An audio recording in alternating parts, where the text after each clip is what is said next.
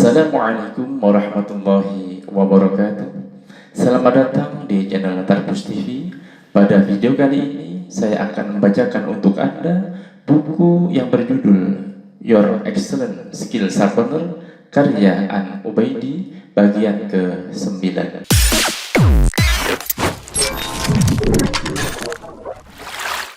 Penghambat.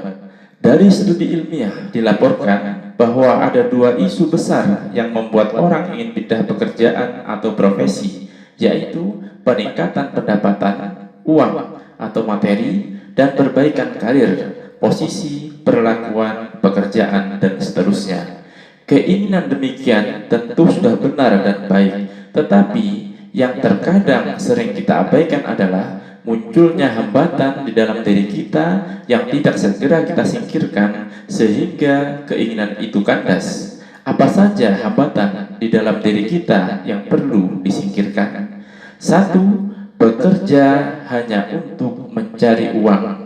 Adakah yang salah bila kita pindah pekerjaan atau profesi untuk mendapatkan uang? Saya kira tidak ada orang yang berani mengatakan ini salah, meskipun ada yang berani mengatakan uang bukanlah segala-galanya, akan tetapi hampir segala yang ingin kita lakukan untuk memperbaiki diri kita membutuhkan uang. Namun demikian, di balik hal yang tidak perlu kita perdebatkan tentang fungsi uang, ada hal yang perlu kita sadari, yaitu cara kerja uang. Seperti yang sudah kita alami, bahwa posisi uang menurut tatanan hukum alam sunatullah adalah akibat, hasil, atau konsekuensi dari apa yang kita lakukan. Di sini yang bertindak sebagai sebab adalah usaha kita, effort. Namanya juga usaha. Meskipun hasilnya sudah dikatakan pasti, tetapi kepastian di sini jelas tidak sebagaimana kepastian ilmu pasti, melainkan berbentuk kepastian seni yang antara lain bisa dijelaskan sebagai berikut. 1. Terkadang kita mendapatkan hasil seperti yang kita inginkan. 2. Terkadang kita mendapatkan hasil belum seperti yang kita inginkan. 3. Terkadang kita mendapatkan hasil langsung setelah kita berusaha. 4. Terkadang kita mendapatkan hasil tidak langsung, dan seterusnya. Masalah yang sering muncul ketika kita menggunakan niat hanya untuk uang adalah dampak terhadap mentalitas kita. Ketika uang itu dijadikan sasaran tunggal dan usaha kita pun tidak menghasilkan uang atau tidak seperti yang kita teorikan, maka mata pikiran kita sudah tertutup untuk mendapatkan hal-hal lain selain uang, seperti keahlian, pengetahuan, dan semisalnya. Disinilah utama permasalahan. Akhirnya uang yang kita dapat tidak jauh berbeda jumlahnya dan keahlian kita pun tidak bertambah. Hal ini berbeda dari dampak mental psikologis ketika kita bekerja dengan niat tidak sekedar uang. Bedakan antara hanya dan tidak hanya.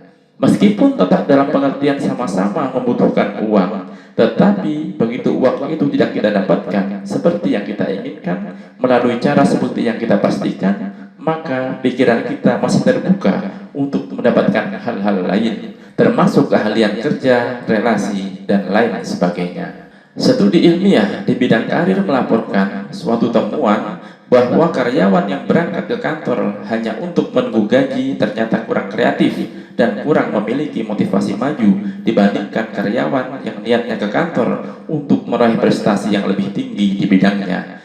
Meskipun sama-sama mendapatkan gaji, tetapi mereka berbeda antara hanya gaji minimalistis dan tidak hanya gaji optimalistis.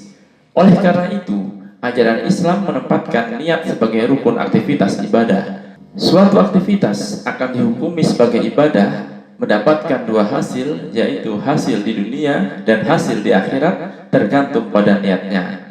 Kalau niat kita hanya untuk mendapatkan standar pencapaian yang minimalistis, satu hasil, maka itulah yang akan kita dapatkan. Al-Quran menjelaskan cara kerja Allah ini sebagai berikut. Maka di antara manusia ada yang berdoa, ya Tuhan kami, berilah kami kebaikan di dunia, dan tiadalah baginya bagian di akhirat.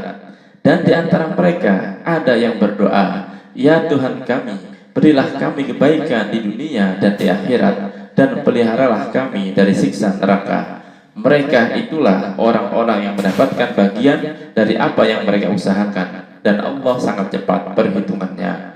Quran Surat Al-Baqarah ayat 200 sampai dengan 202. Memprogram pikiran kita dengan niat hanya untuk uang adalah kalkulasi jangka pendek. Meskipun ini tidak salah, tetapi masalahnya adalah kita kehilangan kesempatan untuk melihat peluang jangka panjang. Padahal kalau kita mau memilih untuk memprogram pikiran dengan tidak hanya uang, mata pikiran kita masih mempunyai kesempatan untuk melihat sasaran jangka pendek dan sasaran jangka panjang. Karena itu Allah memberikan kepada mereka pahala di dunia dan pahala yang baik di akhirat, dan Allah menyukai orang-orang yang berbuat kebajikan. Quran Surat Ali Imran ayat 148. Dengan kata lain, meskipun uang itu merupakan sasaran kerja yang utama, tetapi kalau kita meletakkannya sebagai sasaran tunggal, mendewakan, maka berpotensi menghambat proses perkembangan prestasi kita, karena uang adalah akibat dari usaha kita.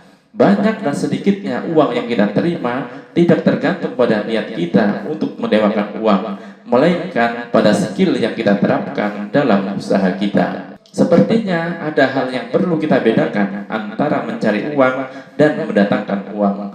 Meskipun kita sama-sama berpikir bahwa uang itu penting, keahlianlah yang membuat kita bisa mendatangkan uang. 2. Pindah hanya untuk menghindari tanggung jawab.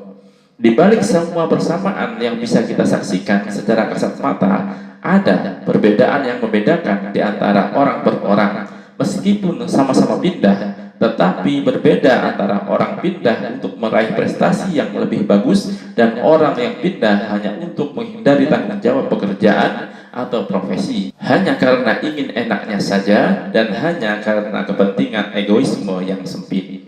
Selama hal itu kita terapkan untuk diri sendiri, tentu saja semua itu benar. Namun yang berbeda adalah adanya akses yang memberikan manfaat dan ada yang memberikan kerugian.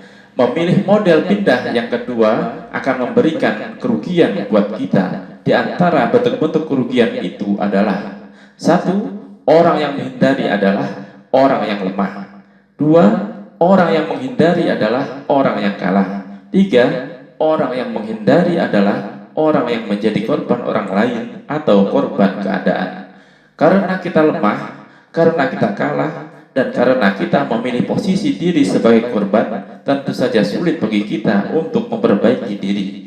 Di antara percikan yang perlu kita waspadai sebagai bentuk kekalahan dan kelemahan itu adalah sebagai berikut. 1. Ketika kita berpikir bahwa semua nasib buruk yang menimpa kita adalah karena ulah pihak lain atau ulah keadaan. Karena kita berpikir semacam itu, maka solusi yang kita tempuh adalah melemparkan tanggung jawab kepada pihak lain dengan cara menjelek-jelekkan pihak lain dan lari kepada orang lain. 2.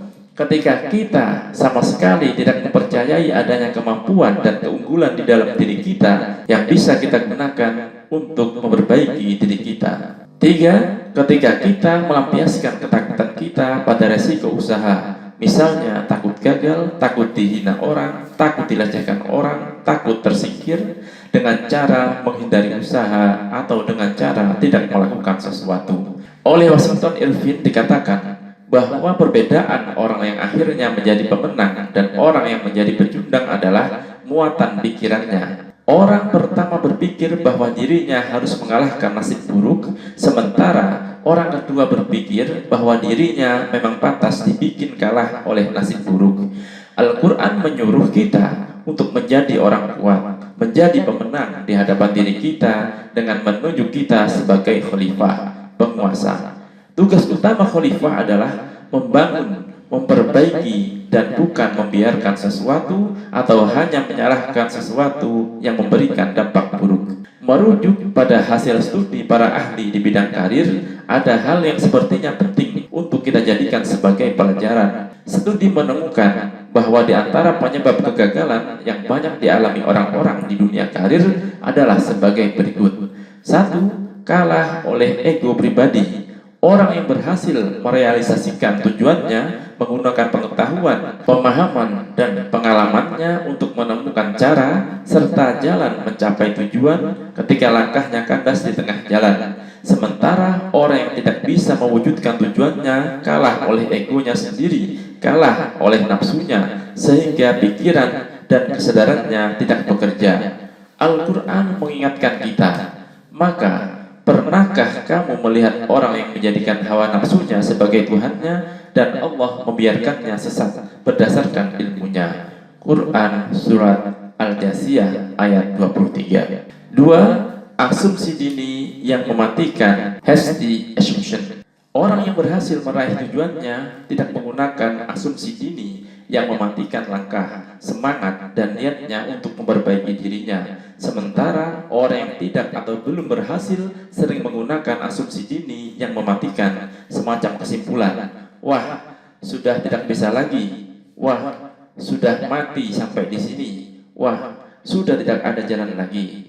Nabi Ibrahim berkata, tidak ada orang yang berputus asa dari rahmat Tuhannya kecuali orang-orang yang sesat.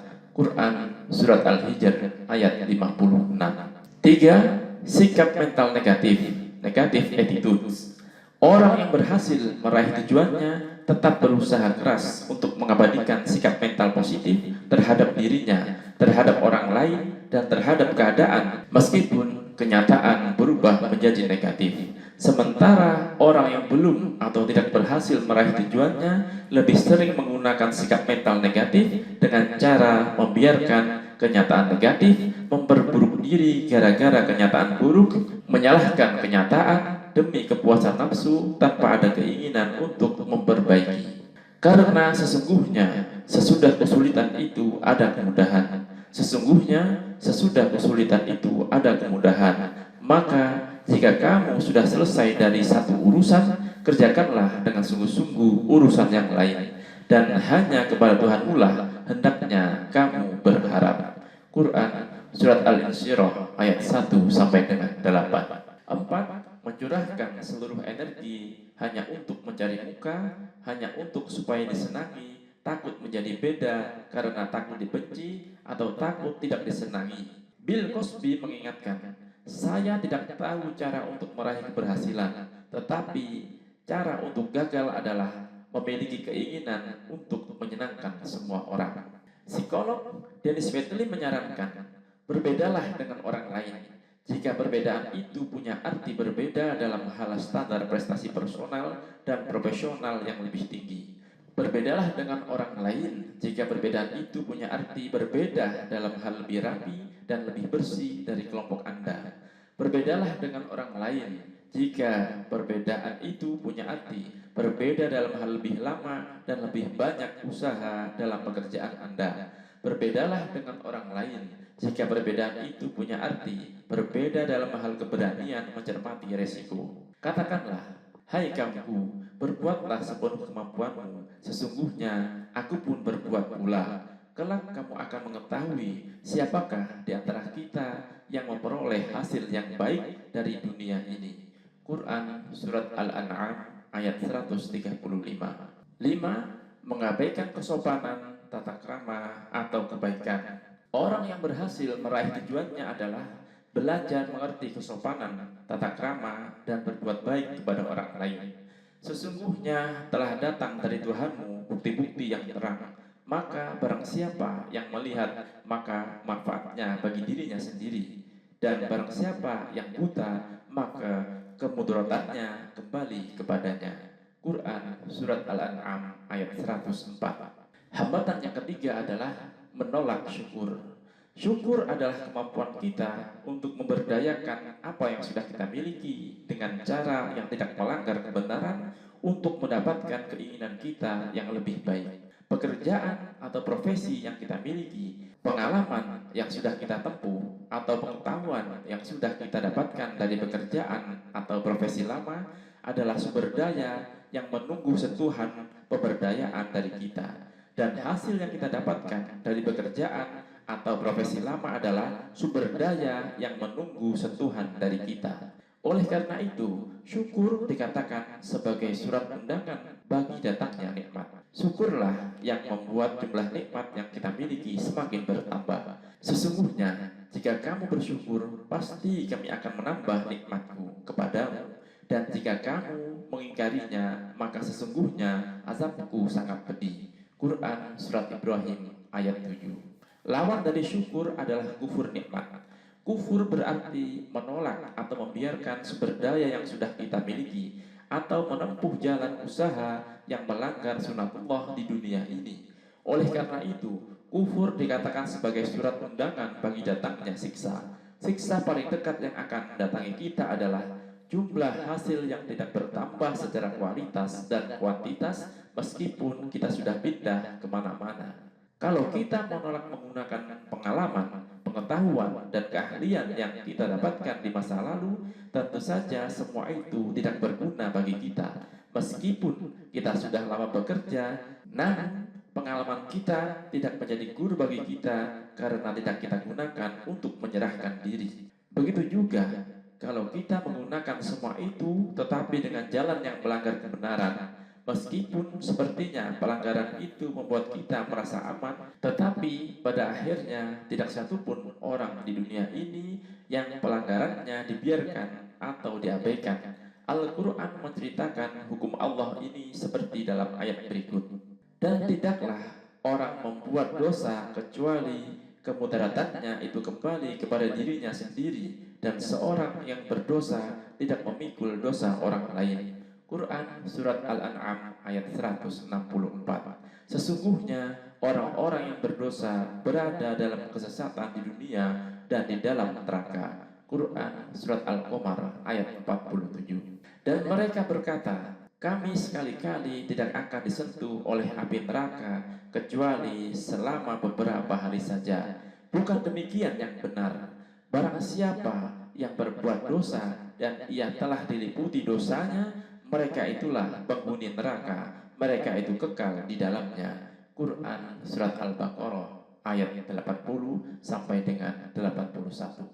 Wallahu a'lam bishawab. Wassalamualaikum warahmatullahi wabarakatuh.